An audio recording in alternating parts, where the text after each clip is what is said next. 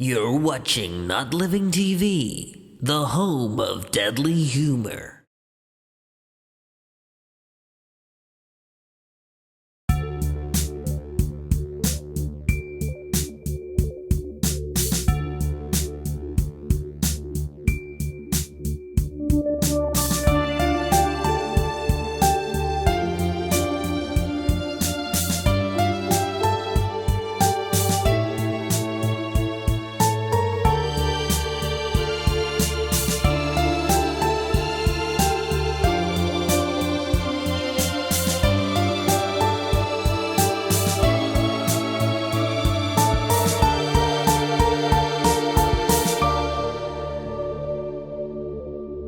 Hello and welcome to Merrick Alora's Ghost Towns, the only show to capitalise on the downfall of scariest places. I'm Simon Greening, and you might know me from some stuff that I've done on the radio, but today marks my debut on mainstream television. In fact, if you want to follow me on Twitter, you're more than welcome to. I'm at Simon Greening. In fact, can we get that on the bottom of the screen while I do this bit? Good stuff. So it's a year to the day since Merrick Alora was last on our screens, and you can take it off now. And tonight marks the start of a new series of hunting for phenomillies, armed only with a medium and uncommon sense. The question is, which is going to prove to be more reliable? That is yet to be decided. First thing I need to do is introduce you to the team of professionals that are going to help Merrick along the way. First up, James Randall, our resident debunker. It's his job to ask questions of Merrick. The things that you're going to see on screen, Merrick can't just be able to pass them off as paranormal activity. James is here to debunk everything that Merrick says. Then we have our two historians with years of experience between them, Leslie W.H. Smith and Dick Felix, both familiar faces to Merrick too. Together, they are going to head out to the most haunted places across the UK, and where better place to start than in Merrick's home city of Liverpool. So, sit back, relax, and get ready for the revolution that is the mystical apparition of Merrick Alora. Does that even make sense? I'm saying the words, but it just doesn't mean anything to me. Is this what I'm supposed to say? I mean, I have no even idea who wrote this. I don't know What's going on? Let's have a look. Okay, so blah, blah, blah, blah, Simon. There seems to be nothing wrong with the script, but I think we need to film again and maybe take that Twitter thing out. I think we focused a little bit too much on Simon, yeah? Okay, boss, from the top, ladies and gentlemen, from the top.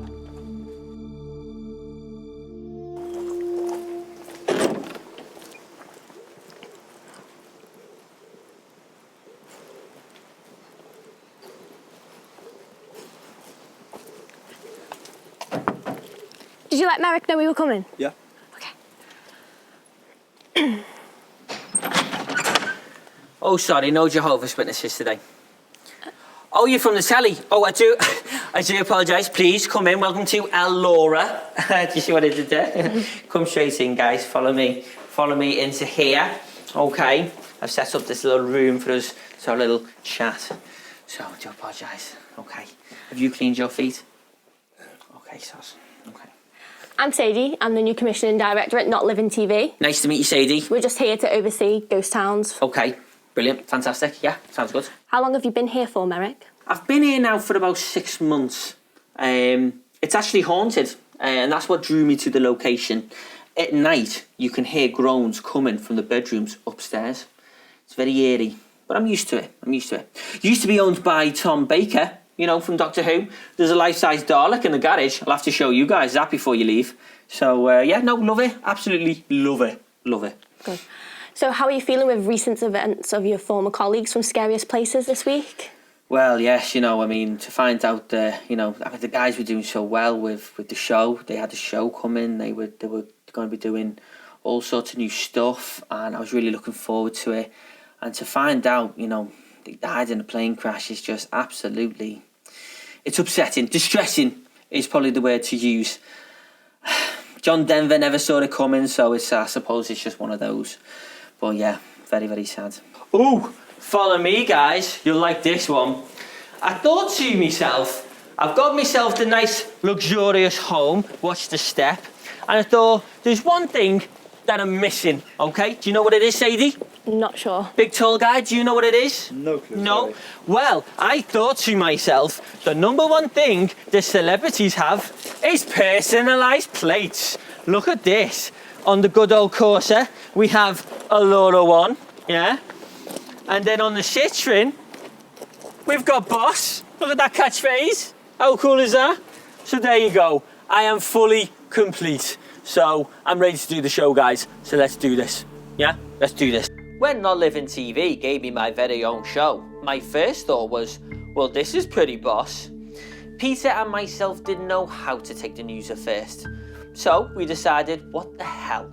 Let's get wasted and spend our windfall on a holiday home in Kent.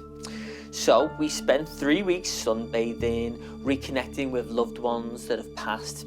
Scylla came down for a few days, John Lennon made an appearance, and we spent most nights reminiscing about days gone. We even had time for a karaoke competition, so I bet you can guess who won. But no, it is nice to get back and refocus on a brand new show. Hello, you must be James. I'm Richard. I hear you're to be our resident debunker. Sounds like you're going to kill us all off one by one. You're not, are you? No, Dick. That's okay. From out there, I thought that Not Living TV were going to a whole new extreme by killing us all off and then talking to us from the afterlife. No, not what I've heard of. Look, I'm merely here just to make sure that Merrick doesn't step out of line. That's all. Just make sure he doesn't deceive the viewers at home. Thank Dawkins for that. Just to clarify, you're a non-believer? Look, I know that's a bit of a hard word to take, isn't it? Look, I wouldn't say I'm completely shut off to the idea of an afterlife, but I just don't believe people like Merrick and other mediums can speak to spirits like they claim they do. Look, we see it every week on TV, don't we? Without concrete evidence, it's just up there in the realms of science fiction. Look, I'm just going to be keeping a close eye on him. In other words, let's just say I'm going to be on him like a fat kid on cake. So, like a personal vendetta? No, not like a personal vendetta at all. Look, I just don't believe that Merrick can guarantee every week to be taken over by a spirit that gets shoved up inside him and make him dance like a ventriloquist dummy. Oh, all right. Okay, as long as you're not going to kill us all off, and you're not going to attack Merrick on a personal level, I guess that all will be well with the world. After all, Merrick is really quite helpful and kind. I'm sure he is. I mean, for instance, he's always helping with the history books when we're on location. He's even offered to take them home, to re-alphabetize them, from the most gruesome periods of history to the most pleasant. So you're telling me he's got access to your history books? Of course, but there's nothing secretive in them. It's information that can be found pretty much anywhere. It's history. Why? Oh, no reason. I just want to make it very clear I have not got a personal vendetta towards Merrick. Not at all. So much so I can't even spell vendetta. Boss. Boss. Phenomillies. Phenomillies. Phenomillies. I can see Merrick. Boss, boss, boss, boss. Better now than never. Boss, boss, boss, boss. Boss, boss, boss, boss. Merrick? Boss, boss. Hello, James. How are we? I think you once referred to me as the Scout Scandal. Look, don't take it personally. I was just trying to draw up some debates in the social networks. You then went on to say that I deceive people by talking to the dead. Well, just a personal opinion. We're all allowed to say what we feel. Don't take it personally. Oh, don't worry, James. I won't take it personally, due to the fact that I understand that you have a job to do. The good thing about it is that I'm professional. So the things that you say on social media, I won't let affect me. However, anything that you do say after to this point today would be the difference between a boss situation turning into a not boss situation. So I do hope that I found myself pretty much understood.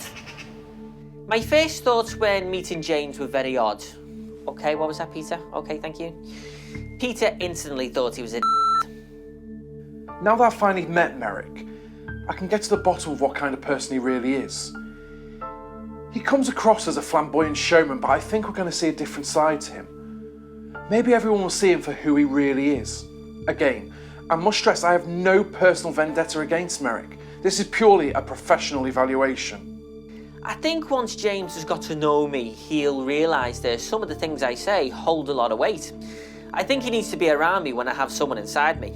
You know, connecting with me on a spirit level.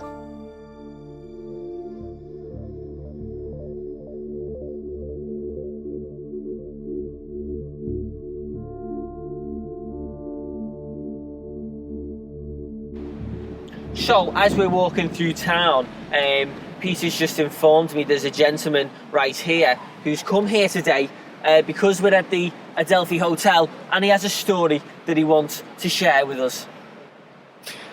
Well, it wouldn't surprise me to find a lot of energies from this place. It's been open since 1914. I would think that you're picking up a lot of energies from this place. I am, Dick, yes. And what I'm instantly, okay, God bless, what I'm being drawn to is, I'm being drawn to the 5th floor. There are a lot of energies up there that are drawing me to that area of the Adelphi Hotel. Any particular reason? Yes, the energies. Of course. The energies. Yeah, I'm sorry, I apologise, Merrick. Please, continue.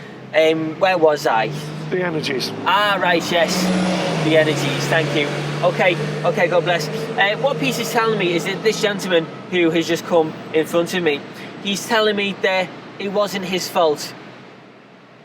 Okay, it wasn't his fault. He lost control. He wasn't in control of what he was doing. Okay. How do you mean? Well, if you shut up, James, I'll tell you. Okay. Okay, so the reasons of why he wasn't in control isn't clear to me at this stage, but what I can tell you is that this gentleman was seen, sighted at the foot of people's beds, okay, on many of occasions, and indeed more than once. So can we get a first and last name for this gentleman? Unfortunately, due to the fact the spirits work in certain ways, I can't always give a first and last name, unless it's on Google. So, what you're telling me is that you, Merrick Alora, can't confirm whether any of this actually took place or not? Yes. Wow. But what I can tell you is this: these sightings suddenly stopped when one night a man and a woman, whether they were related or going out, I don't know, was staying in one of the supposed rooms on the 5th floor. Now, she woke up and saw this gentleman standing at the foot of the bed. Now, instead of being scared, she picked up a lamp and she threw it at him. So, you're telling me she lamped the ghost and gave him a black eye? Yes. How is that even possible? Well, if you get me a lamp, James, I'll happily show you. I don't get it. How can you give a ghost a black eye? Well, he wasn't a ghost. What, so you're telling me it wasn't a ghost? It's not a ghost story then. Okay, God bless. What Peter's telling me is that this gentleman in question was a night porter that used to work here many years ago. And, okay, God bless, thank you. And he was renowned for sleepwalking into people's rooms late at night and standing at the foot of the bed like that. How is that a ghost story? Well, okay, God bless. What Peter's telling me is that this gentleman passed 2 weeks ago in a retirement home in Bootle, and he's come here today to tell us this story because we're going to be here filming. That's not a ghost story. Well, I beg to differ because he's dead and he's just told me that story. My role on location is to help Merrick get his story across. I wasn't really sure where Merrick was going with it at first, so by asking a few questions, we finally got to the bottom of it. I guess you could say that without my guidance, Merrick would be completely in the dark. In a sense, I guess I'm running the show, and he's following my lead. A bit like the main swan in Swan Lake. Psst, Dick, I need you to go to Costa for me and get me a latte. My energies are fading. Plus, Peter keeps going on about a frappuccino or a cooler, whatever you call them. Merrick, I'm halfway through recording a piece to camera. And I'm halfway through a caffeine meltdown, so it's your choice. Looks like I need to go. So, I bet you're all wondering why I brought you here to Rodney Street to a pyramid that we can't even get into. Not what I was thinking at all, Merrick. Oh, care to tell the cast and crew what you was thinking about? Oh wait, let me get it. You're probably thinking of your next blog, how much a fake Merrick Alora is. Actually, Merrick, I wrote that blog 12 months ago when you stated on national television that you were connecting to the spirit of a dead goat. Oh, I remember that. That was at Derby Jail. And you bleated on for ages about that. And he said what was it he said in the post? Merrick had been on acid. That was right, yeah. That was fun. When you quite finished, guys? Oh, sorry, Merrick. I'm not. I brought you here because this is the best ghost story that Liverpool has to offer. Yes, James. Is the spirit in question dead this time round? Yes, James. He's buried there in the tomb, the big pyramid on Rodney Street. His name was William Mackenzie. Now, William Mackenzie made a deal with the devil over a game of cards. So, does the devil come to Liverpool often then? Let me have my say, yeah? And then you can have your bitch fest. Does that sound cool with you? Does that sound boss? Boss, yeah. Boss. Sound, Merrick. Boss, yeah. Boss, sound, yeah. Boss, sound. The story was that Mackenzie, if he lost his game of cards to the devil, when he died, he'd have to give his soul to the devil. Cut a Gengar. Pokemon Go. Anyway, he lost. So, he decided before he died to construct this bad boy to kind of beat the devil, trick the devil. Okay, God bless Peter. Yes, to trick the devil. To trick the devil. To trick the devil. So, he won. He beat the devil. You'd like to think, wouldn't you? However, Mackenzie forgot one thing. And what was that? Well, because his body wasn't laid to rest and it was above ground, he was grounded. He couldn't go up and he couldn't go down. Now, Mackenzie is seen in the late hours on Rodney Street walking to and fro. Right. That explains why there's a bar on the end called Mackenzie's. Yeah. No, they sell whiskey. They do. See ya. It's always nice when you can give a spirit story. What we picked up with Mackenzie was very interesting. The fact that the poor guy thought he could outrun the devil is such an amazing story. I've spoken with the devil and he just finds it funny. Merrick has always intrigued me with the stories he comes out with. They're very reminiscent of some of the histories we talked about when we went scariest together. Maybe I'm psychic. You know, like a premonition. I've never been so humiliated in all my life, and on national television. I was right about Merrick from the start. This is certainly not over. Oh, I'm going to make sure I get the last laugh.